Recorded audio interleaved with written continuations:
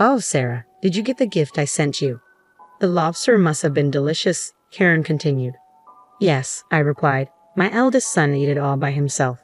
What? Karen's voice trembled. Go check on your son, please. I dismissed her frantic request, but reluctantly, I headed towards the bathroom near my eldest son's bedroom. What I witnessed was unbelievable. My name is Sarah, and I'm turning 60 this year. I married my husband at 19 and was blessed with 3 children. At 20, I had my eldest son, Mike, and at 23, I gave birth to twin daughters, Betty and Emma. Now, all 3 are married. My eldest daughter lives far away in Spain. It was lonely when she left, but my younger daughter moved to the next town after getting married and now lives in an apartment near her in-laws.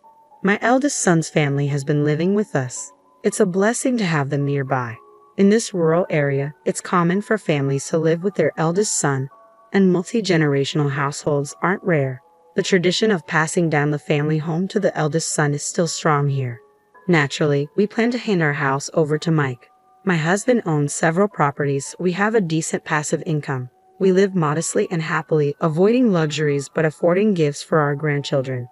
My eldest daughter, though far away, always appreciates the gifts I send. She had a boy and a girl a few years ago, and we often video chat to keep in touch.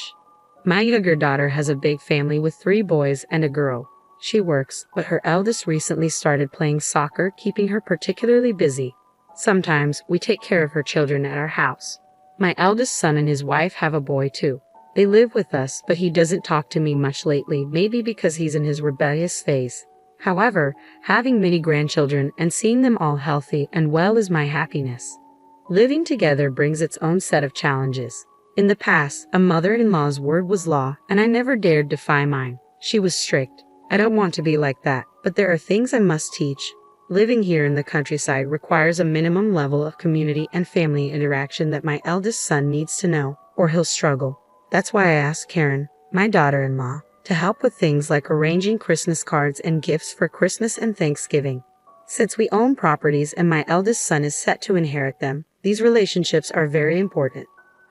I often tell him this, but he responds with, "You're so annoying. Leave me alone," and seems to dislike me and my husband, who supports me. When I talk to Karen, she doesn't want to help either. For Thanksgiving, she'd say she's traveling with friends and leave the house, and for Christmas, she'd go to her parents' house from mid-November through the New Year's holidays. I never tell her not to go. In fact, I think she should visit her parents. But such a long holiday break is unheard of, especially since Karen's parents live in the same city, just in a neighboring school district. They could meet anytime, not just during the holidays. So, while I'm dissatisfied with her long visits home, I end up doing the end-of-the-year cleaning of our large house all by myself. Seeing my struggle, my younger daughter and her children started helping out a few years ago, which has been a relief. But I really think it's Karen's responsibility, as she lives here. I've mentioned it to my eldest son, but he doesn't seem to say anything to Karen, and being busy with work, he doesn't help either. In contrast, my younger daughter helps with arranging presents and making Christmas cards even on her precious days off. She's truly a godsend. I've had my reservations about Karen's behavior in everyday life. She's a stay-at-home mom, is home every day. She drives the grandkids to and from school and tutoring, but she doesn't do housework. She barely manages their laundry and never touches ours. I compromised, thinking it was okay as long as they handled their own laundry. After all, family or not, we're still individuals. I thought it would be great if we could just take care of our own chores. However, Karen often says, "Sarah, I'm leaving the laundry here," dumping muddy clothes or items needing hand washing into our basket as if expecting me to do it. I recall that since the grandkids were babies, I've been the one washing anything stained or needing hand washing. It didn't bother me before, but should I always be the one to do it? Once I confronted her, saying, "Karen, wash your son's dirty clothes yourself. Don't just put them in our laundry basket." Her response was exaggerated. "Of course, I'll do it when I can, but a little help would be nice, wouldn't it?" I was taken aback by her words. I wanted to throw those words right back at her. I'm the one who wants family cooperation. There have been many such incidents. Her attitude, the local customs, the long-standing traditions. I think they're the cause, and I understand why she might dislike them. Being family doesn't mean you don't need to be considerate. That's why I've always tried to be accommodating towards Karen. I've never forced her to attend gatherings. I've done what I can myself. Karen may be a she is, but there's no doubt she supports my eldest son and is devoted to the grandchild. We've managed to live together for over 10 years by finding a middle ground. And now, we're in December again. Today is my 60th birthday, but there's no celebratory mood. Just as busy as every year. Karen went to her parents' house about a half a month ago. In the evening, thinking I'd like something nice for my birthday dinner, I came home to a quiet house. I heard the front door open. "Oh, Mike, you're early." It was my eldest son, home from work earlier than usual. He handed me a large package. "Here, for your 60th celebration," he said. The bag was from a department store. I was surprised. My husband rarely responds properly when I talk to him, and today was no different. No happy birthday from him. But the fact that Mike thought enough to celebrate touched me deeply. "Thank you, I'm so happy," I said.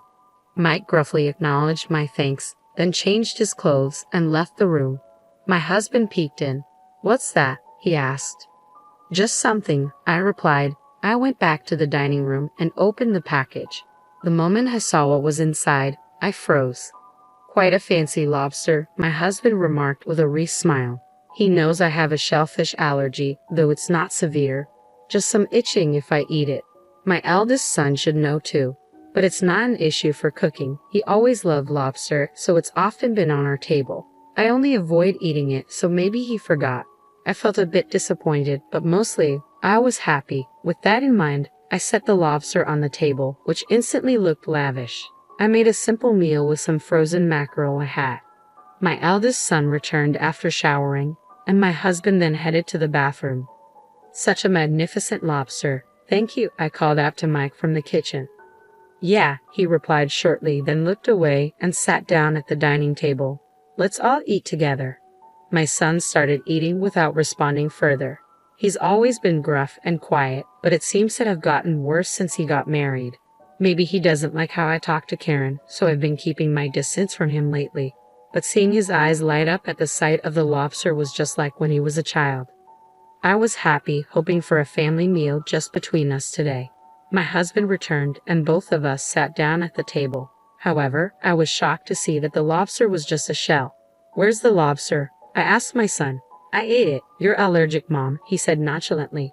Stunned, my husband spoke up. "What do you mean you sent her lobster knowing she can't eat it? It's better than nothing, right?" My son replied without a hint of remorse.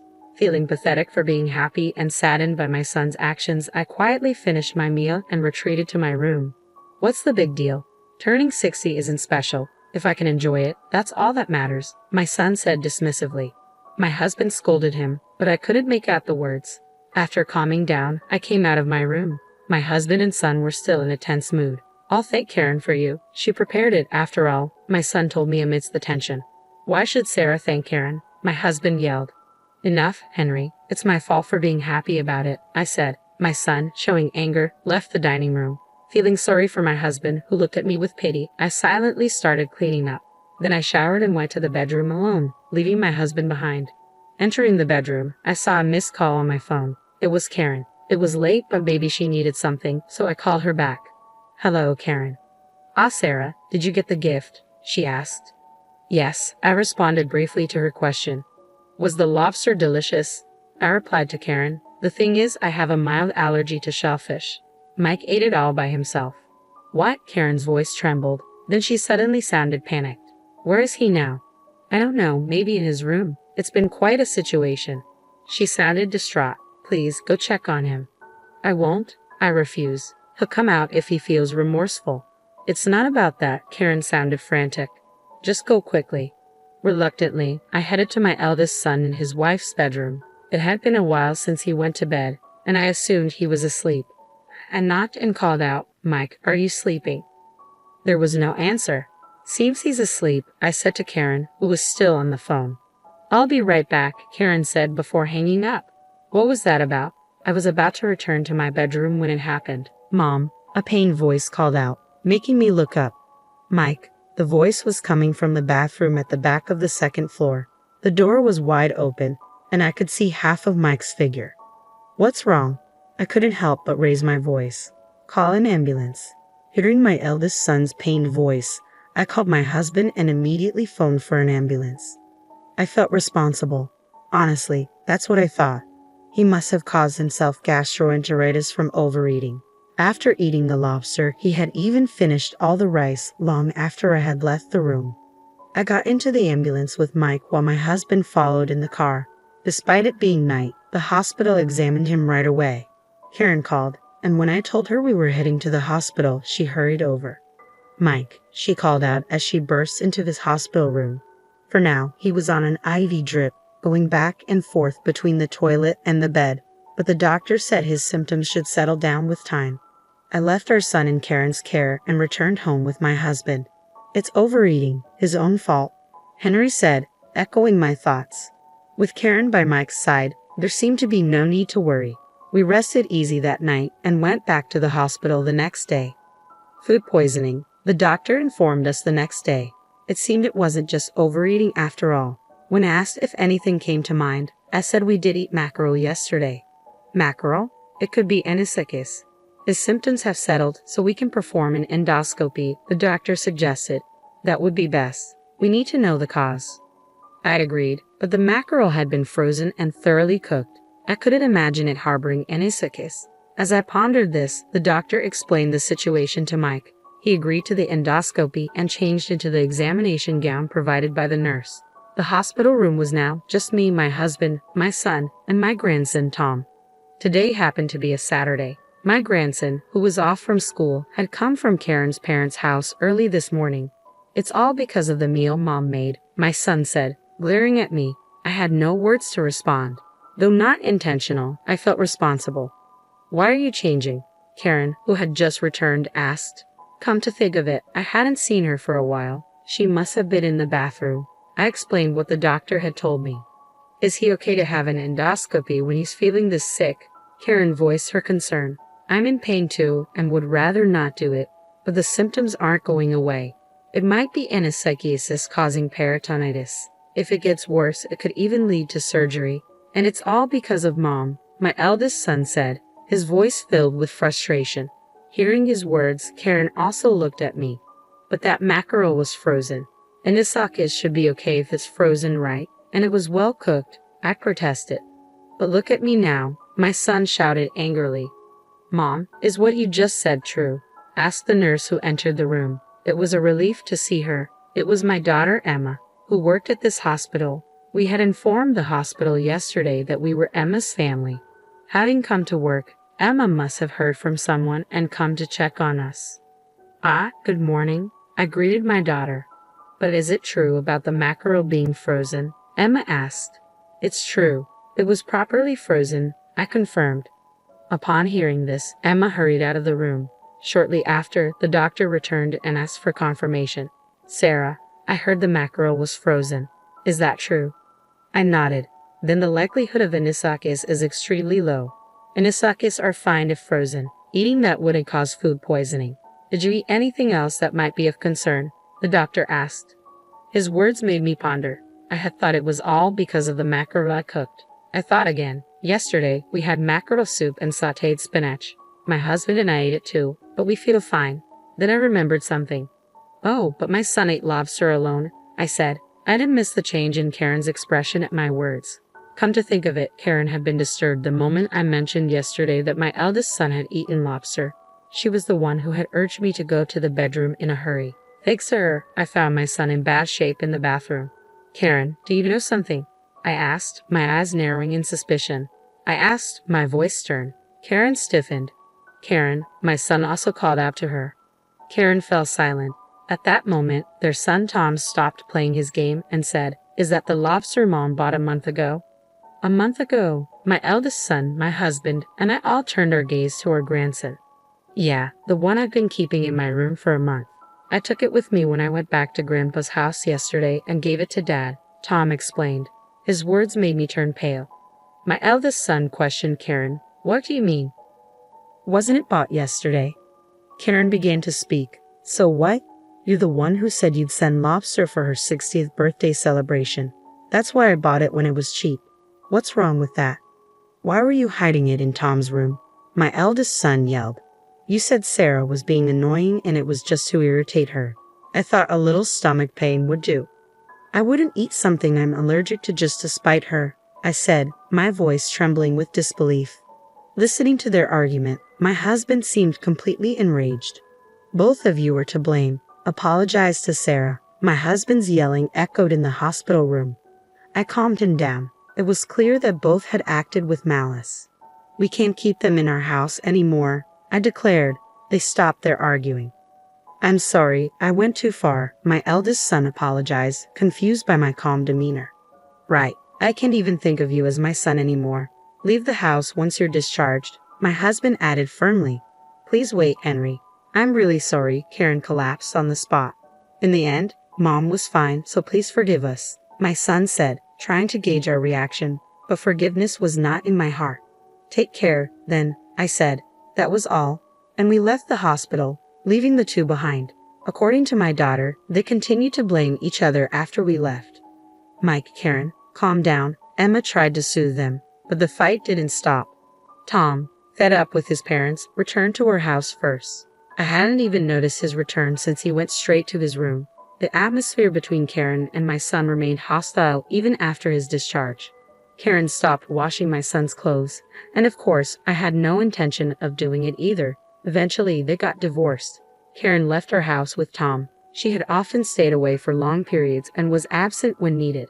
I had been considerate all this time, but somehow, I felt relieved. Let's live together happily like before, my eldest son suggested. But my husband got furious again and finally kicked him out of the house. We transferred the ownership of our properties and house to our eldest and second daughters. Although there was a gift tax, my husband laughed, saying it was better than leaving it to someone we disliked. The husbands of our daughters thanked us and they redid the celebration for my 60th birthday. At that time, our eldest daughter came back from Spain to our house after several years, and we all had a great time. Seeing her grandchildren's smiling faces, I was truly happy. Later, our second daughter's family moved from their apartment to our house. Their apartment was our property too, and we transferred its ownership to her, generating rental income. Our eldest daughter was overjoyed, saying that thanks to the property she inherited, the whole family could visit us several times a year. Spending time with our real daughters was effortless and very relaxing.